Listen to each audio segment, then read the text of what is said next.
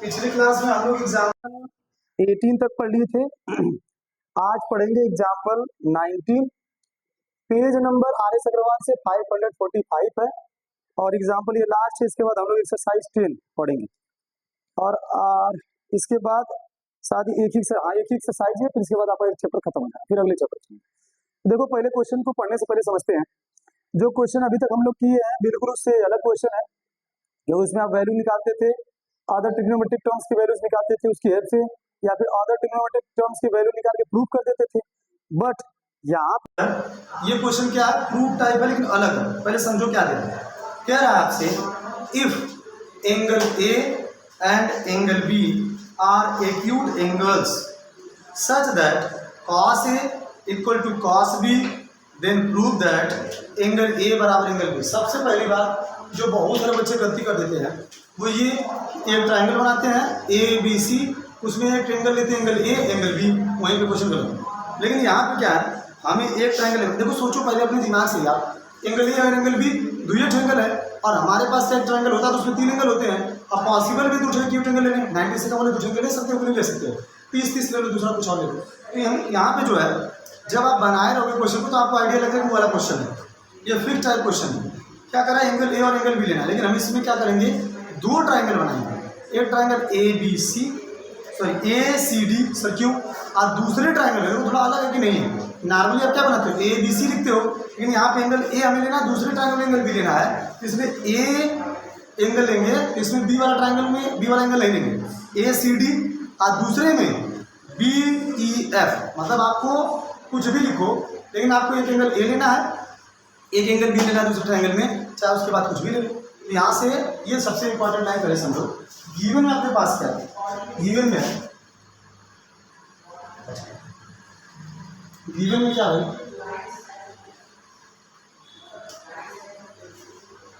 Given में अपने पास angle A and angle B दोनों क्या है, एक्यूट एंगल है। अब लॉजिकली आप सोचो एक मिनट, सही बात है कि नहीं। हम नॉर्मली ट्रायंगल तो ऐसे बनाते हैं ए बी सी कुछ भी, उसमें फट से मान देंगे ए इसका बी इसका, बन ही नहीं पाएगा क्वेश्चन, ब्लॉक हो जाएगा। और बिना इस पेपर किया कोई स्टूडेंट करेगा तो मैक्सिमम चांसेस है कि नहीं लेगा। उसके बाद बोला है कि cos A बराबर cos B, ये भी गिवन है आपको, cos A बराबर cos। अब ऐसे कॉमन सेंस लगा दो, cos A cos B, तो भी आप कहोगे sir cos A cos B तो इनको ट्रायंगल से निकाल सकते हैं। एक बार cos A लेंगे तो A वाले एंगल के लिए, एक बार cos B लेंगे तो B वाले एंगल के लिए। बात समझ में आ रही है, तो उससे दिक्कत नहीं है। लेकिन हमें 2 ट्रायंगल लेने ही पड़ेंगे, उसके आगे रीजन क्या भी बता। पहले बनाते 2 ट्रायंगल सॉल्व,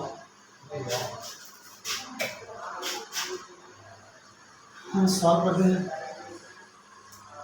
अब यहाँ से हमारा एक राइट एंगल ट्रायंगल ये रहा आपका, एक राइट एंगल ट्रायंगल आपका, 2 राइट एंगल ट्रायंगल हमें ले लिया। और एक राइट एंगल ट्रायंगल में आपको जो एंगल लेना है ए लेना है और दूसरे में बी लेना है।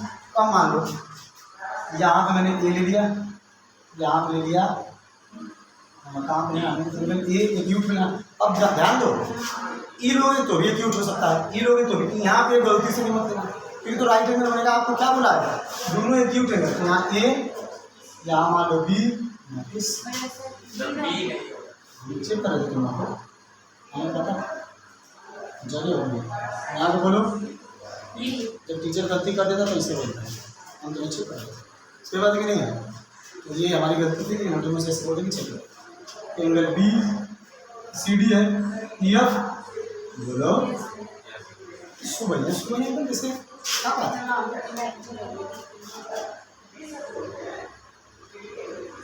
लिखा तो सर हमसे ज़्यादा जगह हम आपको 90 वाला बता देते हैं।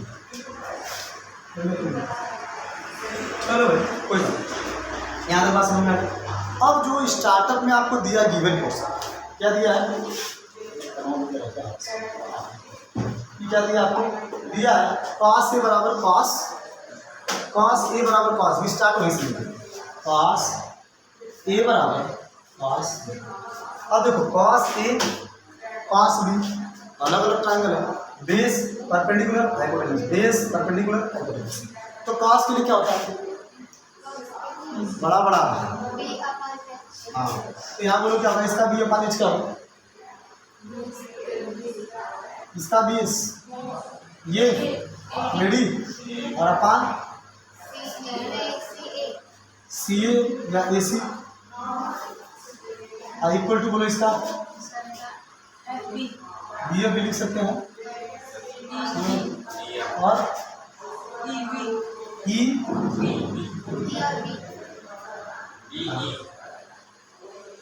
अब बोलो यहाँ तो कोई दिक्कत है नहीं, लेकिन उन्होंने बोला है आपसे लास्ट में ये लिखेंगे सो दैट क्या एंगल ए बराबर एंगल बी, यही बोला है ना, ये बोला क्वेश्चन में क्या हमें लास्ट में क्या लगा है, एंगल ए बराबर एंगल बी। देखो हम यहाँ पे लेट करेंगे, late A D upon A C बराबर B F upon B E equal to X के कुछ भी मान सकते हैं, हमने इसको मान लिया। अब मुझे आप बताएं, अब मुझे बताइए अगर इसके बराबर ये और इसके बराबर ये तो इसके बराबर ये लिख सकते हो कि नहीं? तो आप देखो क्या ए डी बराबर ए सी बराबर के, सबसे इंपॉर्टेंट लाइन यहीं पे है, यहाँ तक तो नॉर्मली लगेगा सब। एक तो पहले ये दो ट्रायंगल बनेगा, आप बनाने ऊपर से पकड़ लोगे। देखो जब आप कॉस ले रहे थे तो ये वाली साइड ले चुकी हो, ई साइड बची है, ई साइड बची है, ये वाली साइड ले चुकी है, ये साइड अभी बची है। अभी इस साइड को हम यूज करेंगे, लेकिन यूज कैसे करेंगे उसके बारे में अभी बात करते हैं। But A D upon A C बराबर के लिखियो ना, अगर आप अपने डायग्राम में इसमें देखोगे, इसमें भी जो दिया गया है ए सी अपान ए डी, ए सी का क्या बोलो, ए सी का क्या है बेस है और ए डी क्या है हाइपोटेनस है। तो ए सी बराबर निकाला कि ए डी बराबर, ए सी बराबर निकाला कि ए डी बराबर ए सी अपान ए डी। उससे पहले चीज नोटिस कर रहे हो, ये चीज इसको कर लेते हैं पहले, तो फिर बाद में कंफ्यूज हो जाएगा। ये अगर हम बोलें तो ये इसको लेट करने के बाद भी या लेट करने के बाद में कि क्या अगर मैं एक लॉजिक समझाता हूँ, यक्स अपान वाई बराबर जेड अपान पी, तो क्या यक्स अपान जेड बराबर वाई अपान पी लिखूँ? कोई दिक्कत? अरे भाई टीचर आ गया नहीं है, ये आ गया सर कह सकता है। तो थोड़ा सा इसमें देखो आप, इसमें क्या लिख रहा है, जब लिखा ए सी अपान ए डी और बी अपान बी, उसके डायग्राम को छोड़ो तो बोलो ए सी अपान बी आ गया कि नहीं आ गया? लाइन ध्यान देना, की लाइन है ये, और इसीलिए बोला कि एकदम अलग है, ये सेट किया गया और प्रूफ होते हैं क्या एकदम फिक्स उनका होता है, इसी तरह जाएगा। तो यहाँ से मैंने क्या लिखा A D upon B F, अब उसको हो जाओ अपने डायग्राम से चलें, क्या होगा ए सी अपान बी ई। फिर से एक बार समझा देता हूँ क्योंकि आपको समझना बहुत इंपॉर्टेंट है। इस पर क्वेश्चन आपको मिलेगा एक्सरसाइज में और आपको ये पता रहेगा पैटर्न, तो आप एकदम आराम से बनाएंगे। एक दिया है एंगल ए और एंगल बी, दो एंगल है, एक एक्यूट एंगल है, बट यहाँ से क्लियर करना है दो ट्रायंगल में दो एंगल है, एक ट्रायंगल का नहीं है। उसके बाद कॉस ए बराबर कॉस बी हमें दिया है, हमें शो करना है एंगल ए बराबर एंगल बी, हमने दो ट्रायंगल बनाए, उसमें एक एंगल ए दूसरा एंगल बी, दो ट्रायंगल में दिखाना है बट एक्यूट एंगल पे, चाहे आप यहाँ चाहे यहाँ निकालो कोई दिक्कत नहीं। ए यहाँ बी, यहाँ पे सी डी, यहाँ की एफ, क्योंकि भाई बी को लेना नहीं अपने को। अब देखो कॉस बी, हमें कॉस का फॉर्मूला पता है, कॉस का फॉर्मूला क्या होता है, हम पढ़े हैं ना, पंडित बद्री प्रसाद और बोले कॉस क्या होता है बेस अपॉन हाइपोटेनस। इस ट्रायंगल की बेस क्या है एडी है, हाइपोटेनस क्या है एसी है, बेस क्या है बीएफ है और हाइपोटेनस क्या है। बट यहाँ पे रुक जाना, पहले तो ट्रायंगल वाला बात समझा दी थी, रुक जाना, इसका इधर भेजना। सर क्यों नहीं समझ में आया? देखो एडी क्या है इधर है, इसमें एडी है, और इधर क्या है इसमें एडी है और इसी में एसी भी है। अगर दोनों के एक साथ ले दोनों ट्रायंगल में घुसेंगे कैसे, बात समझ में आया कि नहीं? इसीलिए एसी को यहाँ बी एफ इधर आ रहा है, ताकि जब एसी जाएगा तो इसको ट्रांसफर भी के बराबर करेंगे तो एसी का वैल्यू मिलेगा इस ट्रायंगल में, और इधर वाले में जब जाएंगे इधर वाले में तो दूसरे वाले में क्या होगा एसी का मिलेगा, इधर एसी से बी एफ आ गया, इसका इन्वर्स करा दी। अभी नहीं समझ में आ रहा, थोड़ा सा तो घबराना मत, क्या ये समझ में हमने इसको क्या रिप्लेस कर दिया तरीके से। अब लेट करेंगे, लेट इतना बराबर, अब बोलो A D upon B F equal to के लिख सकता हूँ और ए बराबर के बी एफ लिख सकता हूँ। इसी प्रकार सिमिलरली क्या ए सी अपान बी लिख सकता हूँ और इक्वल टू के, ए सी बराबर क्या के बी लिख सकता हूँ। अब ध्यान देना, जो ट्रायंगल लिए थे दोनों, उसमें जिन दो साइडों को ले चुके हो, जिन दो ट्रायंगल की साइड्स को ले चुके हो उसको छोड़ो। तीसरी की कौन सी बची दोनों ट्रायंगल की? CD इधर बची है, इधर। अब उसे निकालोगे तो मुझे बताओ कि आपको CD अगर निकालना तो अगर पाइथागोरस थ्योरम के हिसाब से तो क्या लिखोगे? CD बराबर, जैसे CD और EF निकालना तो क्या लिखोगे? CD बराबर क्या होगा? इसका स्क्वायर माइनस, जब इसके बराबर लिखो तो रूट में आएगा। अगर मैं बोलूँ नॉर्मल सा तो देखो यहाँ पे हम इसका लॉजिक समझाएंगे। अगर मैं बोलूँ तो क्या लिखोगे? AC का स्क्वायर हाइपोटेनस का स्क्वायर बराबर क्या? AD का स्क्वायर प्लस CD का स्क्वायर। अब देखो जो AD और देखो जो AD आ रहा है ना, इसीलिए AD निकाला था। इधर जब दूसरे वाले में जाओगे, इसके स्क्वायर बराबर इसका स्क्वायर प्लस इसका स्क्वायर, सॉरी इसका स्क्वायर माइनस इसका स्क्वायर। समझ में आएगा? तो देखो यहाँ से बोलो किसका निकालना अपने को?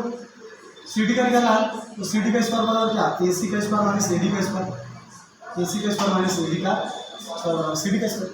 समझेगा? तो बोलो एक ठो AC या एक ठो AD रहने दो, और दूसरे बार आज छोड़ो अभी इसको, बोलो CD बराबर क्या होगा? रूट में आएगा AC square minus AD square. यही बात समझ में? तो बोलो AC और AD में से क्या अपने पास कोई वैल्यू है? AD है सर, है कि नहीं? बट उसमें एक ही का रखोगे, एक का नहीं रखोगे, एक ही का रखोगे, दूसरे का नहीं रखोगे। बता रहे ना? क्योंकि हमें क्या करना है, फिर इसके बाद जो वैल्यू इनकी आएगी, जैसे देखो इन दोनों के साइड से रेशियो, इन दोनों के साइड से रेशियो बराबर हमने क्या माना है? अगर K का मान हम निकाल देंगे, जब K का मान निकाल देंगे तो उसकी जगह रखेंगे, और जब तीनों साइडों का रेशियो आपस में बराबर होगा, हम पढ़े हैं तीनों साइडों का रेशियो जब बराबर होगा तो इनकी साइड्स ये बराबर अपान ये अपान ये अपान ये और ये अपान ये, जब ये बराबर देंगे एंगल भी आपस में होंगे। क्यों? सिमिलर का क्राइटेरिया अभी तो नहीं पढ़े हो, लेकिन कैलकुलेशन क्राइटेरिया पढ़े हो, साइड ऐसा होता ना, उसके हिसाब से। तो पहले इसको हटाते हैं, इसको समझते हैं। अगर आपको ज़्यादा समस्या होगी तो बता रहा मैं आपके डायग्राम से भी बता दूंगा उसके हिसाब से। पहले यहाँ तक समझ में आई बात नहीं? AC की वैल्यू निकाल दी हो, और देखो जब यहाँ पे आप आओगे, यहाँ पे AC निकाला है तो B लिया है, और AD निकाला है तो क्या लिया? BF लिया है। तो हम लोगों ने क्या रहा है? AC क्या रहा है? B आ रहा है, AC B आ रहा है, और AD क्या रहा है? BF आ रहा है। अब बोलो सर ट्राइंगल तो आपका अलग है। अरे ट्राइंगल का मुंह टेढ़ा है बस, यहाँ से देखो एंगल यहाँ पे भी है नहीं है? एंगल यहाँ पे भी है, लेकिन यहाँ पे क्या ले लिया? वो दूसरे वाले ट्राइंगल, यहाँ C ले लिया, यहाँ पे ले लिया D। तो भाई तुम बताओ, एंगल ये है और ये है, तो हमारा वो बेस और हाइपोटेनस, सॉरी बेस और परपेंडिकुलर तो ये होगा ना जब एंगल है, इसके लिए होगा। अब बताओ थर्ड साइड कौन कौन सी है? अब थर्ड साइड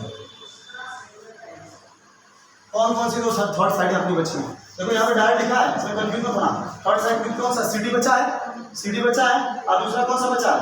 EF बचा है। तो CD अपान EF हम डायरेक्ट लिख रहे हैं, CD अपान EF। अब बोलो आपको CD बराबर क्या? सर अंडर रूट, अभी समझा नहीं सर, क्या होगा? हाइपोटेनस का स्क्वायर, AC का स्क्वायर माइनस क्या? अरे बोलो AD का स्क्वायर अपान EF बराबर क्या? अंडर रूट BE का स्क्वायर माइनस क्या? AC का स्क्वायर माइनस AD का स्क्वायर। अब अपने आप क्या है? AC और AD, AC का स्क्वायर माइनस AD का स्क्वायर में अब जो वहां पर उन्होंने वैल्यू लिखा है, AD का स्क्वायर का वैल्यू क्या है? बोलो AD का स्क्वायर का वैल्यू क्या है अपने पास? आप निकाले हो कि नहीं? अभी घबराना नहीं, मैं इसका पूरा प्रोसेस फिर से समझा दूंगा कि क्यों उल्टा किया, क्यों इसको K माना, क्यों इसको ऐसे करा, पूरा प्रोसेस समझाऊंगा। तो बताओ AD की जगह क्या मैं लिख सकता हूँ? CD अपान EF। अब बोलो इसकी जगह क्या लिख सकता हूँ? AC की जगह क्या लिख सकता हूँ? AC बोलो क्या है? K BE का स्क्वायर होगा आपका पूरा होल स्क्वायर, सेटिस्फाई। क्या लिख सकते हो? बोलो KBF का स्क्वायर। अब यहाँ पे आ जाओ, मत कुछ करना इसको। जैसे मैंने बोला एक को करेंगे, एक को नहीं कुछ करेंगे, डिस्टर्ब नहीं करेंगे। एक को करने का मतलब ऊपर वाले बदल दिया, नीचे ध्यान से बहुत मिल रहा है, मिला कि नहीं? सर KB तो है, अभी करते हैं उसका भी जुगाड़। बोलो BE का स्क्वायर माइनस, थोड़ा भी टेंशन मतलब पूरा फिल्टर कर दूंगा इसको भी। एक बार कंप्लीट फिर से बताऊंगा, नहीं क्लियर होगा फिर से बताएंगे। वीडियो को बंद कर दिया जाए भले, लेकिन उसको फिर से बता देंगे ताकि बार सुन लीजिए लंबा जाए। अब बोलो इसको तो क्या लिखोगे?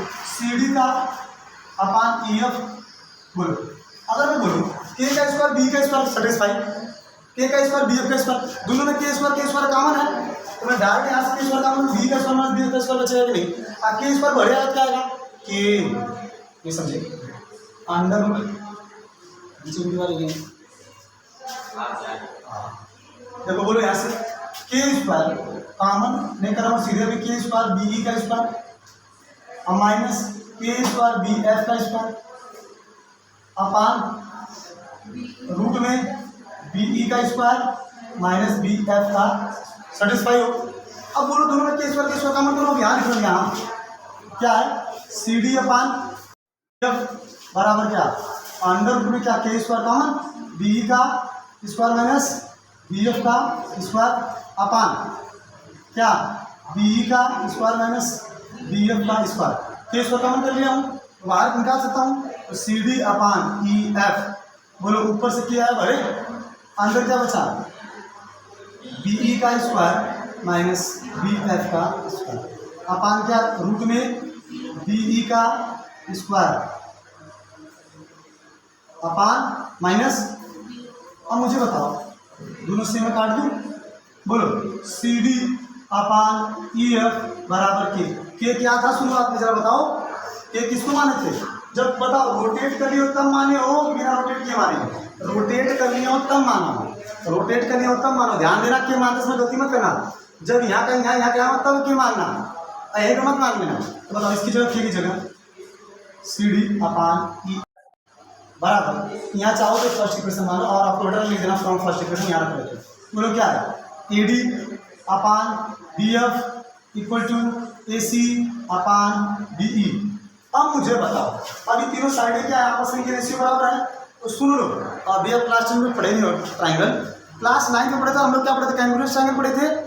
जब आओगे 10th में अभी आगे हो तो इसमें जब ट्राइंगल पढ़ोगे यहाँ पढ़ोगे सिमिलर ट्राइंगल। सर सिमिलर कैसे होता है, पहला सी डी किसका है, पहले ट्राइंगल का साइड है और ई एफ क्या है सी डी ई एफ, पहले साइड का अपन दूसरे साइड का रेशियो बराबर, इसके पहले ट्राइंगल के साइड का दूसरे ट्राइंगल दूसरे साइड के, देखो ए डी अपान और यहाँ पे ए सी अपन ए।